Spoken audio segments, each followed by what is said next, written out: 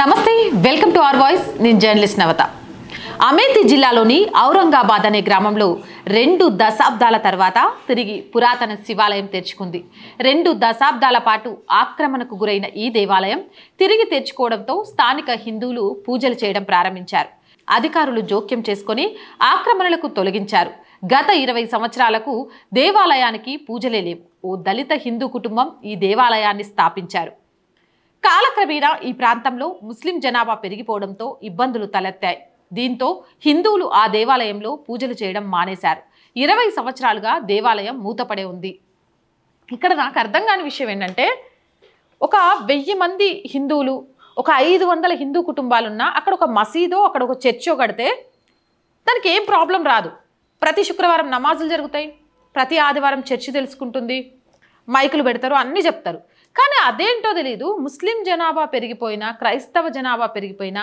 అక్కడ ఒక హిందూ దేవాలయం మనుగడ అనేది సాధ్యం కాదు పూజలు జరగవు మూసేస్తారు ఇది దేనికి అనేది హిందువులే ఆలోచించుకోవాలి 20 సంవత్సరాలుగా దేవాలయం మూతపడి ఉంది అక్కడ ముస్లిం జనాభా పెరిగిపోవడంతో స్థానిక హిందువులు అధికారులకు ఎన్నిసార్లు ఫిర్యాదు చేసినా పట్టించుకోలేదు ఎందుకు పట్టించుకుంటారు ఎందుకంటే ఆ ఫిర్యాదులన్నీ కూడా ఓటు బ్యాంకు రాజకీయ నాయకులు ఆ మైనారిటీల ముసుగులో ముస్లింలను కొమ్ముగాస్తూ ఉన్నంతసేపు ముస్లింలకు ఎగైనెస్ట్గా ఏ కంప్లైంట్ ఇచ్చినా ఎవరు తీసుకోరు పట్టించుకోరు అయితే తాజాగా స్థానిక హిందువుల నుంచి అధికారులపై తీవ్రమైన ఒత్తిడి వచ్చింది హిందువులు కూడా ధైర్య సాహసాలతో అధికారుల్ని ప్రశ్నించడం ప్రారంభించారు ఇది కదా కావాల్సింది ఇది కదా మొదలైంది భారతదేశంలో కులాల వారీగా విభజించబడ్డ హిందువులు మేల్కొన్నారు కులం తర్వాత మేమంతా హిందువులం సనాతనాన్ని ఆచరించే మనుషులం సనాతనాన్ని నిర్మించుకోవడం కోసం సనాతనాన్ని కాపాడుకోవడం కోసం అందరం ఐక్యమవుతాం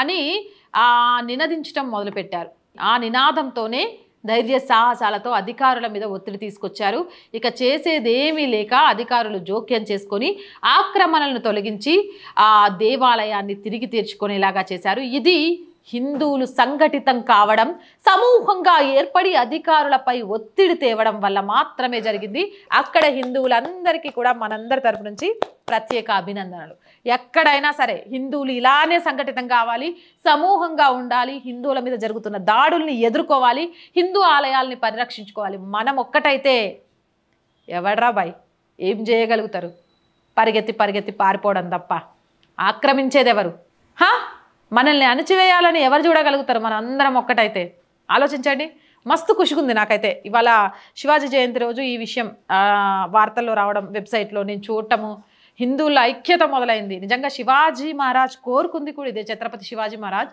హిందూ సామ్రాజ్య స్థాపన కోసం హిందువులంతా ఏకం అవ్వాలి ఎవ్వరికీ కూడా భయపడాల్సిన అవసరం లేదు ఔరంగజేబుకున్న సైన్యం ఎంత పెద్దది అలాంటి సైన్యం మీద పోరాడగలిగారు అంటే ఆయనకున్న నమ్మకం ఎలాంటిది సంఘటితమైతే సాధించగలమని ఆయన ఆలోచన ఎలాంటిది అలాంటి ఆలోచన హిందువుల్లో మొదలైందంటే నిజంగా ఆయన ఆత్మ ఇప్పుడు శాంతిస్తూ ఉంటుంటుంది అరే ఆకాంక్ష కోసం అయితే మేమందరం ప్రాణాలను సైతం బలించామో ఆకాంక్ష నెరవేరుతోంది హిందువుల్లో చైతన్యం వస్తుంది అని దీంతో అక్కడ అధికారులు కూడా ఆక్రమణలు తొలగించేసి దేవాలయాన్ని ప్రారంభించి పూజలు అందించడం ప్రారంభించారట ఈ నెల 16 అధికారులు ఈ దేవాలయాన్ని తిరిగి తెచ్చారు అధిక సంఖ్యలో భక్తులు శివాలయంలోకి వెళ్లి పూజలు చేస్తున్నారు ఈ సమయంలో అవాంఛనీయ సంఘటనలు జరగకుండా స్థానిక తహసీల్దారు అధికారులు చర్యలు తీసుకున్నారు మరోవైపు తమ పోరాటం ఫలించిందని హిందువులు సంఘటితమై దేవాలయాన్ని తెరిపించుకున్నామని ఇది హిందువుల విజయమని స్థానికులు ప్రకటించారు నిజంగా కూడా ఇది హిందువుల ఘన విజయం అనే చెప్పాలి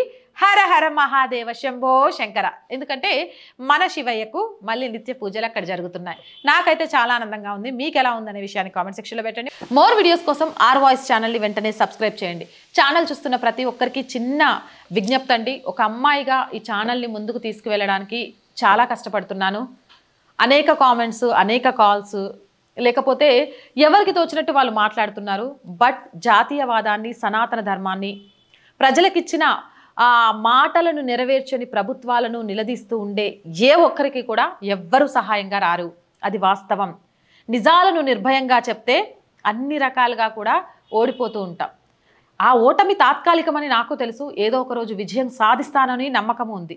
ఆ నమ్మకంతోనే అడుగులు ముందేస్తున్నాను. మీ అందరూ సపోర్ట్గా నిలుస్తారని. కాబట్టి వీడియో చూస్తున్న ప్రతి ఒక్కరూ ఛానల్ని సబ్స్క్రైబ్ చేయండి.